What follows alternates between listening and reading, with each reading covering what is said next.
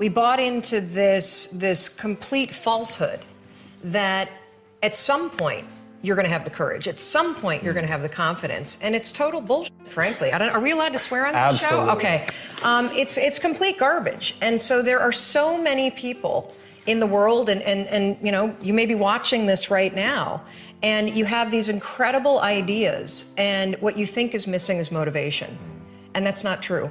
Because the way that our minds are wired, and the fact about human beings is that we are not designed to do things that are uncomfortable or scary or difficult. Our brains are designed to protect us from those things because our brains are trying to keep us alive. And in order to change, in order to build a business, in order to be the best parent, the best spouse, to do all those things that you know you want to do with your life, with your work, with your dreams, you're going to have to do things that are difficult, uncertain, or scary, which sets up this problem for all of us. You're never going to feel like it. Motivation's garbage. You only feel motivated to do the things that are easy, right? Why do you think that is? Oh, I know exactly why that is. Because I've studied this so much, because for me, one of the hardest things to figure out was, why is it so hard to do the little things that would improve my life? And what I've come to realize, and what we'll talk a lot about today, is that the way that our minds are designed is our minds are designed to stop you at all costs from doing anything that might hurt you. And the way that this all happens is it all starts with something super subtle that none of us ever catch. And that is with this habit that all of us have that nobody's talking about. We all have a habit of hesitating. We have an idea, you're sitting in a meeting, you have this incredible idea, and instead of just, you know, saying it, you stop and you hesitate. Now, what none of us realize is that when you hesitate, just that moment, that micro moment, that small hesitation, it sends a stress signal to your brain. It wakes your brain up, and your brain all of a sudden goes, oh, wait a minute, why is he hesitating? He didn't hesitate when he put on his killer spiky sneakers. He didn't hesitate with the really cool track pants. He didn't hesitate with the NASA t-shirt. Now he's hesitating to talk, something must be up. So then your brain goes to work to protect you. It has a million different ways to protect you. One of them is called the spotlight effect. It's a known phenomenon where your brain magnifies risk. Why? To pull you away from something that it perceives to be a problem. And so you can truly trace every single problem or complaint in your life to silence and hesitation. Those are decisions. And what I do, and what's changed my life, is waking up and realizing that motivation's garbage. I'm never going to feel like doing the things that are tough or difficult or uncertain or scary or new. So I need to stop waiting until I feel like it. And number two, I am one decision away from a totally different marriage, a totally different life, a totally different job, a totally different income, a totally different relationship with my kids. Not like one decision, I'm divorcing you in the marriage example, but one decision on, you know, you could be having a conversation with your spouse and you feel your emotions rise up, and within a tiny window, those emotions can take over and can impact how your marriage goes. Or you can learn how to take control of that micro moment and make a decision to act in a way that actually shifts your marriage. Your life comes down to your decisions, and if you change your decisions, you will change everything.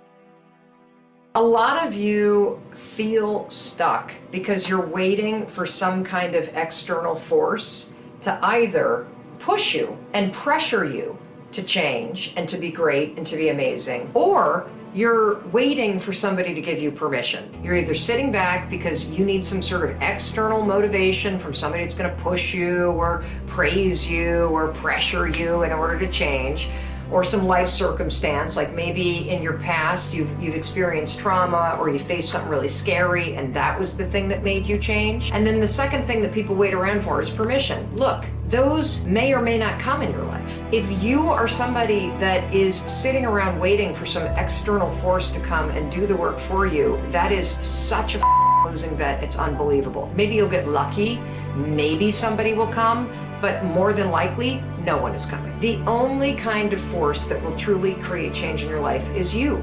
The internal kind of force. I hate to say it, but for those of you that feel really, really stuck, and you keep thinking that somebody's got to pick me, or somebody's going to discover me, or somebody's got to give me permission to write this book. It's ridiculous. This is external versus internal force. And what you have to figure out if you're stuck is, are you the kind of person that is guilty of needing, wanting, and waiting for external forces, people, an event, some outside force to kick you in the ass so that you'll finally do the stuff that you've been dreaming about doing? I want to tell you something. No one's coming. No one. The people in life that get what they want are the ones that aren't waiting for an external force to validate their dreams, to inspire them, to give them permission. It's the people that realize that success, that happiness, that control, it comes from the internal force. And what is the internal force? It's you. It's you. It's you being able to realize that no one's going to do the work for you. It's you realizing that you're never going to feel ready.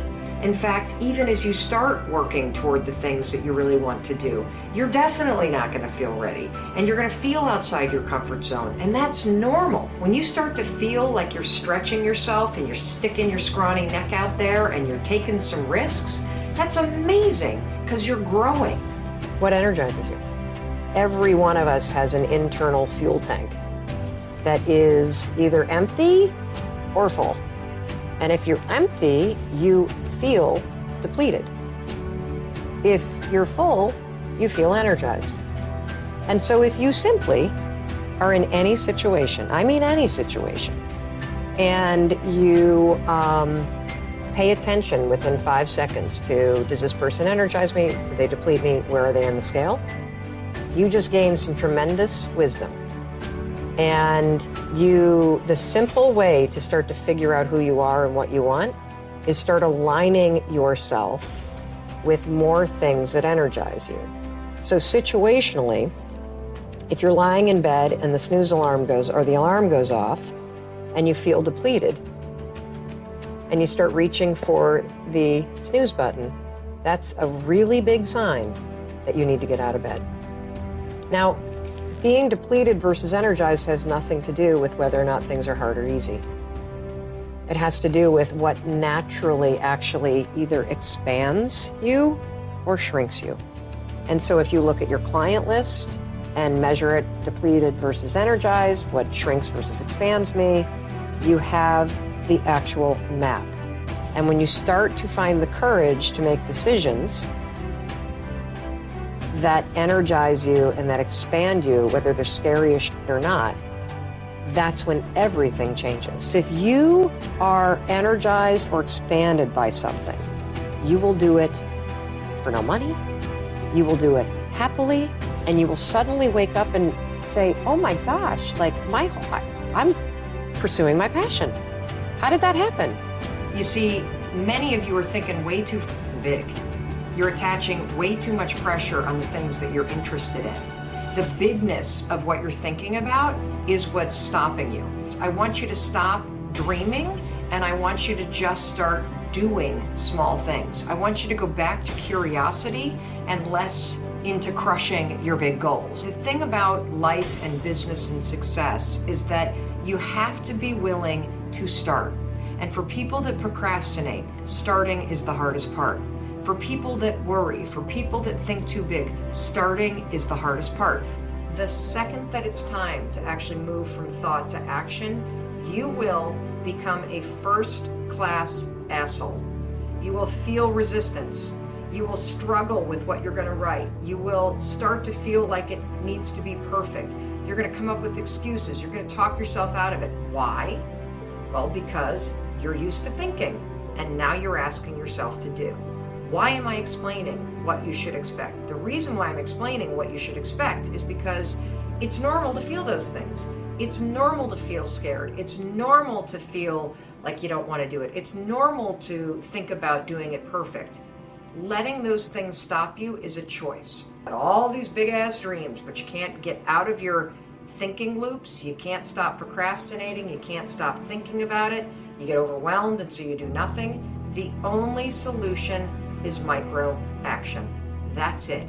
I don't want to hear shit about your big goals. In fact, for everybody out there, I don't want to hear shit about your dreams and your goals until you're actually taking the actions every day for a couple weeks straight.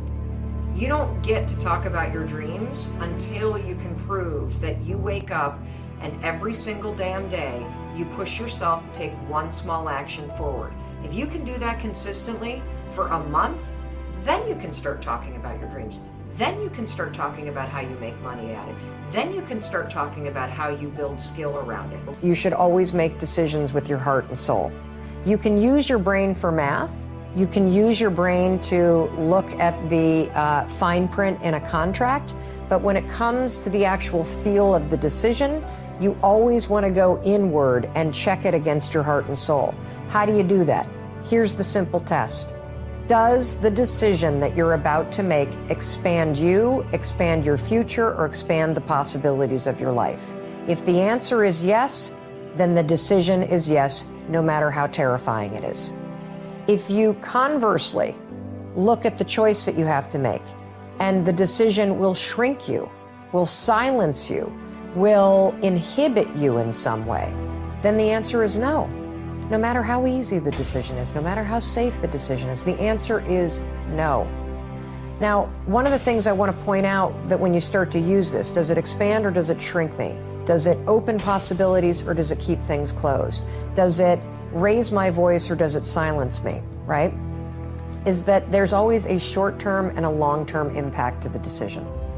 The short-term impact to making an expansive decision, a decision that's based in your heart and your soul, sometimes it's terrifying because sometimes it means moving, or it means changing a job, or changing a relationship, or having a difficult conversation, or starting something new. And those sorts of things are always uncomfortable. So brace for impact, put the force fields up, but make the decision anyway. Because the long-term impact of making a decision from your heart and soul, that is where the best life comes from. Because you're living for what's true for you, not what's safe in the moment. That we have such a high tolerance for suckiness, as long as the suckiness is a routine.